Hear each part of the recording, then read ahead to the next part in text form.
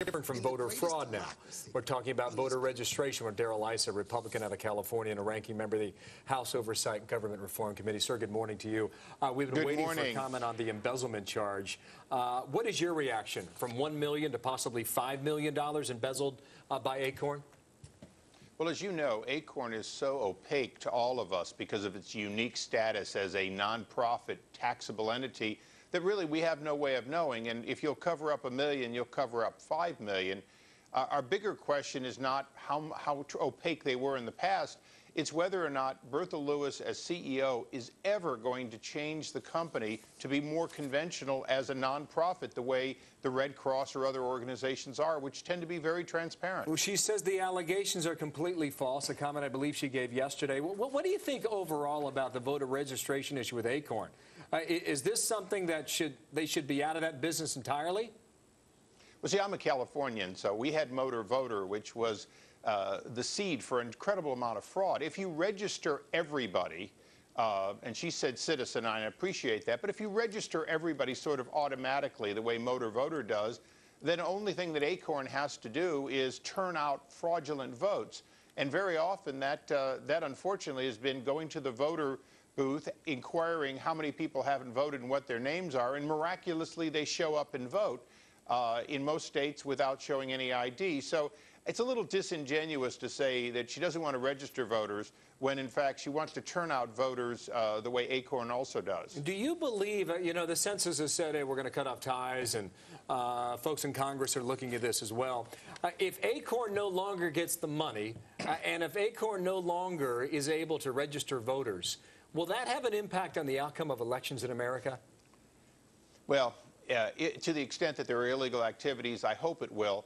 But let's understand, there are community groups other than ACORN, tens of thousands of them around the country, charities, religious and non-religious groups, who can do all of the good deeds that ACORN takes credit for, and in fact compete for those grants unsuccessfully because of ACORN's political power. Well, you wonder, with close elections, if you're not out there registering people, whether or not that has the influence in the outcome of certain elections. Hang on one moment. I believe Bertha Lewis is now talking about the videotapes. Remember the investigation of the pimp and the prostitute undercover posing? Listen here. Circle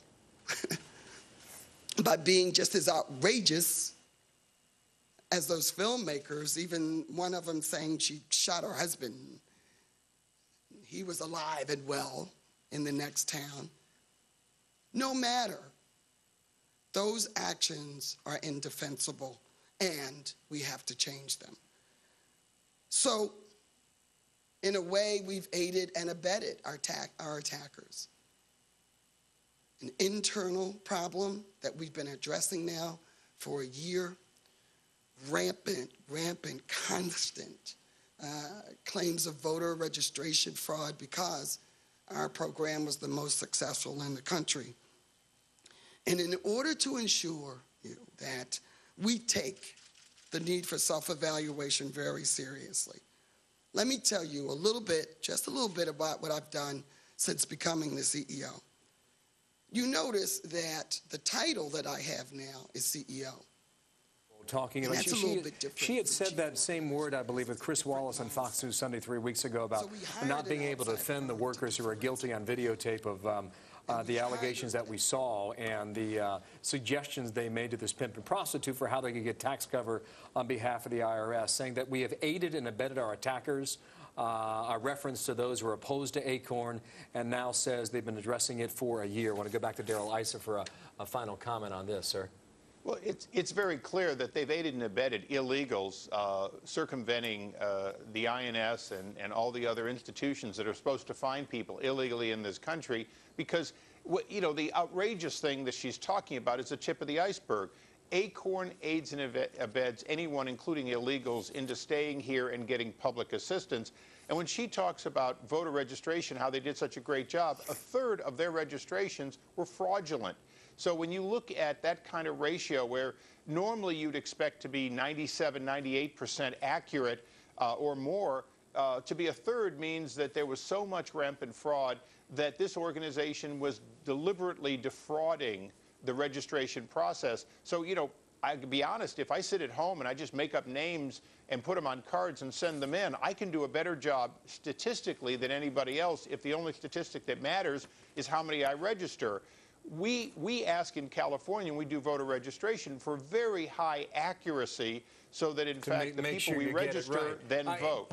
In a word, is ACORN through with voter registration? Is that part of their history gone now? I think their credibility is completely gone, and I think the credibility of other organizations will cause any money to flow to other organizations. There's no shortage of people who want to do good. Why would you use an organization that is so tainted? Darrell, Issa, Republican from California. Thank you, sir. We'll continue to listen to Bertha Lewis in Washington. Thank you. Juliet? They go